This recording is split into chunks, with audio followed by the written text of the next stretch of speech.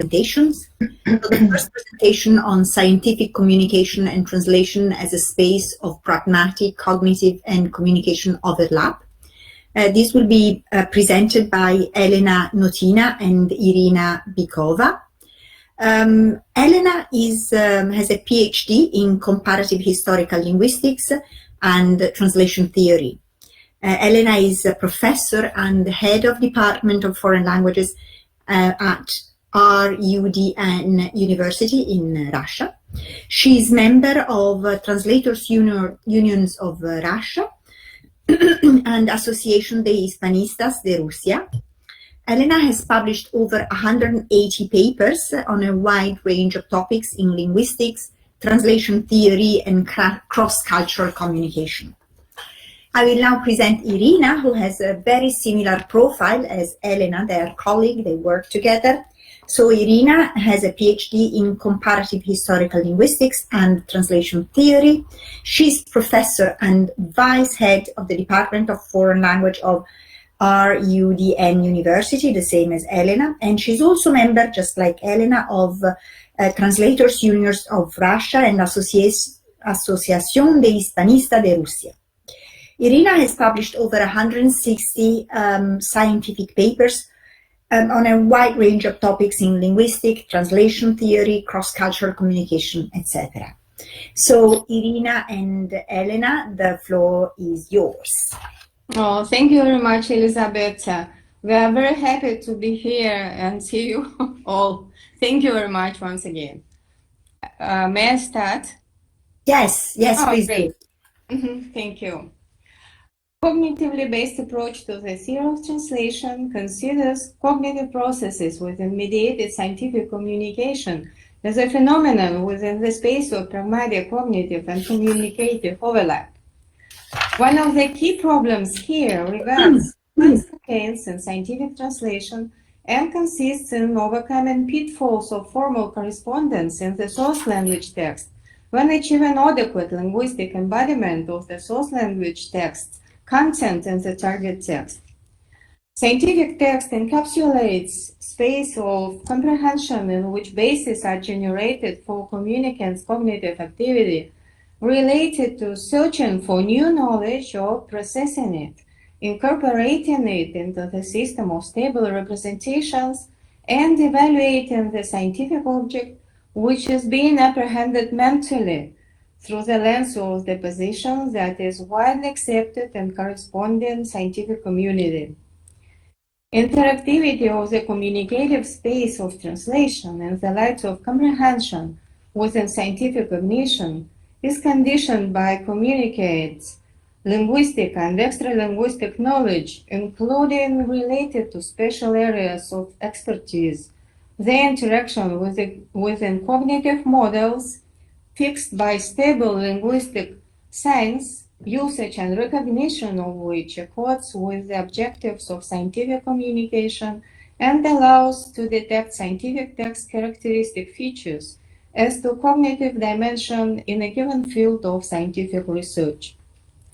Space of scientific comprehension, which represents per se a cognitive procedure, constitutes within translation process an act of cognition of an object or situation of the reality as a space of formal and semantic overlap in which coordination of cognitive structures of the sender and addressee in the source language takes place and to which the addressee in the target language can connect.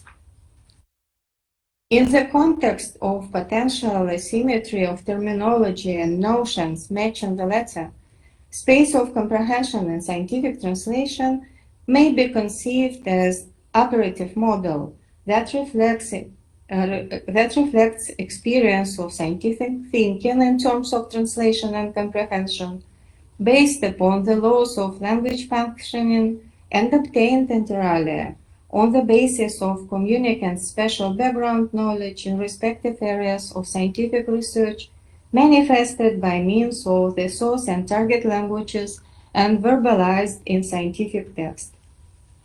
Moreover, this space or operative model predetermines pragmatic and communicative effectiveness of scientific communication and ensures design pragmatic effect thereof.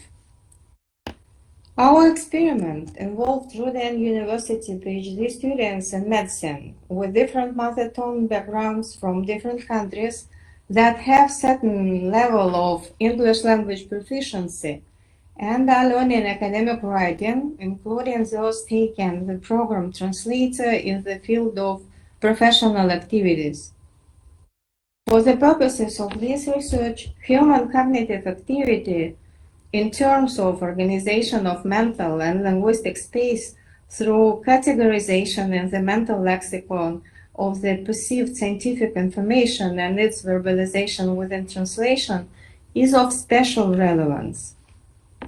When it comes to sources in foreign languages, PhD students face significant difficulties as to apprehension of scientific knowledge formed within the frames of stable scientific representations in the source language, or special field of knowledge, for example, medicine, and linguistic realization in the target text as to shape an adequate reflection of this new knowledge within scientific representation and linguistic embodiment in scientific discourse by means of the target language, in our case, Russian language, the Russian language.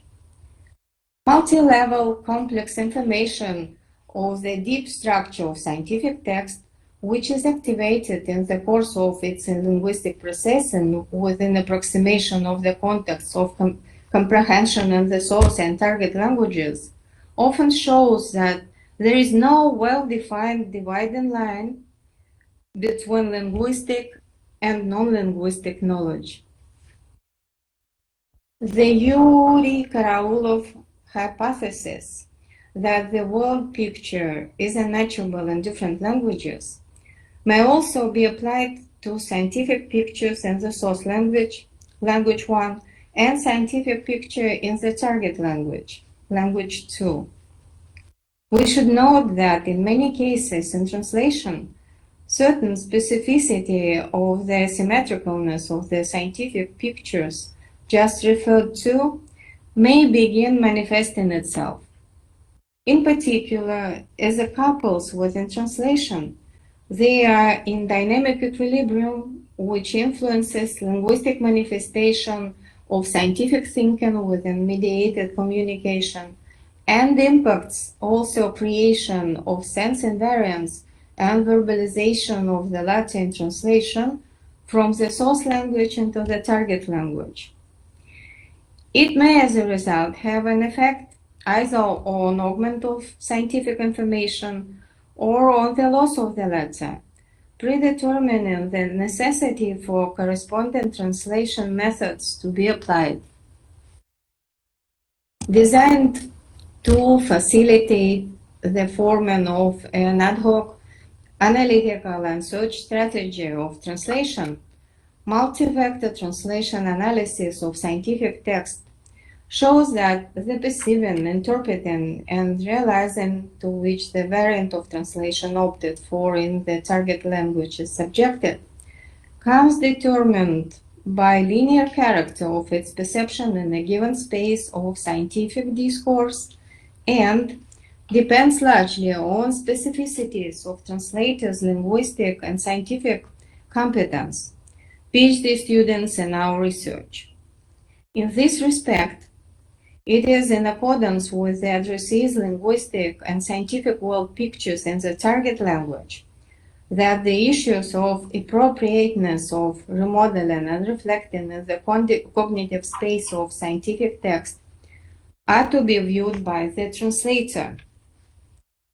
In most cases, it is even at the stage of perception that this type of approach eliminates multiple interpreting mismatches concerning perception of the source text at its verbal level, according to the scientific tradition in the source language and the target language, and contributes greatly to adequacy in intertextual references, especially in what regards other scientific texts, their segments, cliché, stereotype expressions. Our questionnaire demonstrated that PhD students' translation of the source language word combination compassionate use program, you can see it on the screen, into the Russian language in most cases fails to produce similar parallel knowledge structure in the target language, in the Russian language, due to lack of involvement of extra-linguistic knowledge in the sense perception and its verbalization in the target language, the Russian language, within scientific picture of the Russian language. It also fails to ensure transparency and reproduce pragmatic markedness of the English word combination and to facilitate appropriate sense interplay and adequate processing of conceptual information and communication effectiveness oriented towards restoration of scientific communication presuppositions in the Russian language.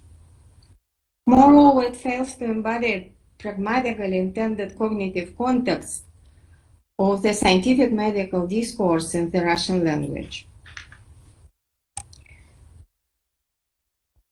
In translation, the potential of interpretation of thesaurus networks in the source and target languages through the lens of dissimilarities between languages and what regards organization of their thesauri is viewed as determined by effectiveness of processing cognitive information represented in scientific text in the source and target languages by a certain linguistic form and can influence understanding and conclusions that are achieved depending on the degree of different communicants' comprehension of the same text, the number and quality of implications that they are able to derive, the amount of information which is implicitly represented in a given communication act, and which implies the need for dynamic interaction of conceptual systems and representations of the language users, that is to say, the primary sender in the source language, translator and the secondary sender in the target language, and respective addressees in search of fruitful and efficient scientific communication. Thank you very much for your attention. Thank you very much, Irina. I'm sorry we couldn't see you, but thank you very much for your interesting presentation. Thank you. Thank you, Elizabeth. Is there any question for Irina?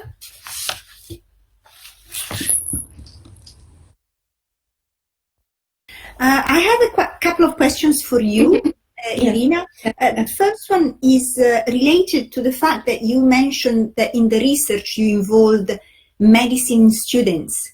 Why did you choose medicine students?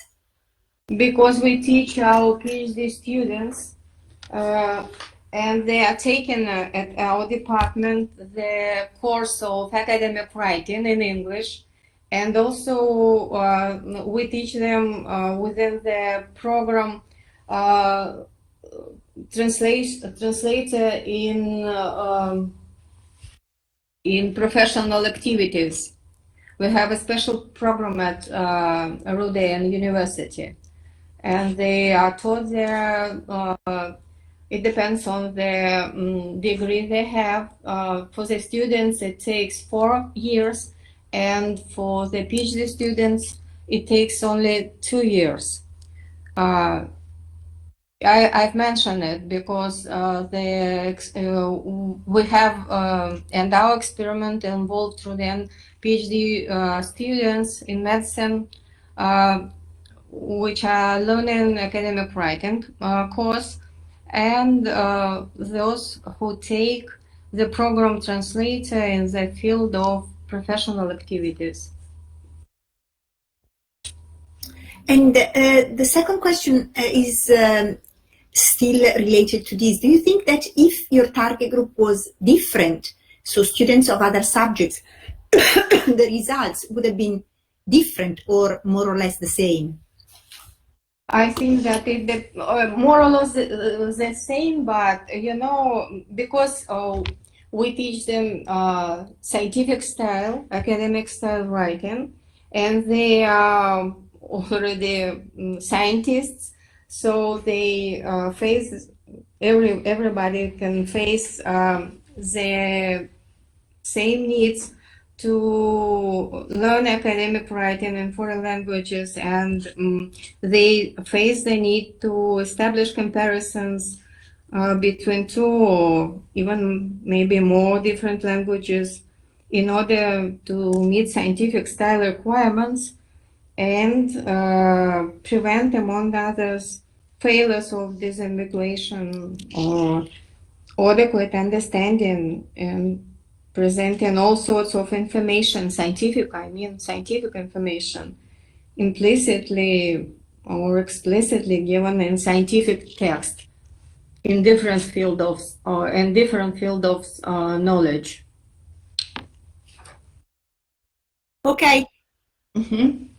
Thank you very much, Irina. It was really nice listening to you. Thank you for your interesting presentation. I hope next year we will be able to meet face to face again, you and Elena. Oh, yes, thank you very much for your very interesting questions. COVID-19 is a great challenge, but I think that we will overcome it. Yeah, let's hope so. Yes. Thank you, Irina.